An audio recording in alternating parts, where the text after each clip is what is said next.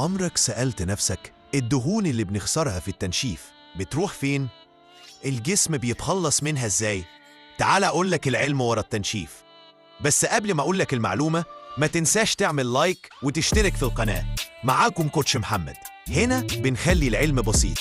لما تعمل عجز في السعرات جسمك بيدور على مصدر طاقة بديل، فبيروح لمخزون الدهون يكسر جزيئات الدهون اسمها ترايجليسيرايدز ويحولها لأحماض دهنية وجليسرول.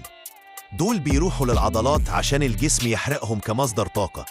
الناتج ثاني أكسيد الكربون بنطلعه في النفس، ومية بتخرج عن طريق البول والعرق.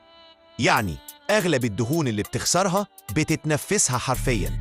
فالتنشيف مش سحر، هو علم. عجز سعرات، بروتين كفاية، تمرين، جسم ناشف وعضلات باينة. اعمل اشتراك وخليك معايا.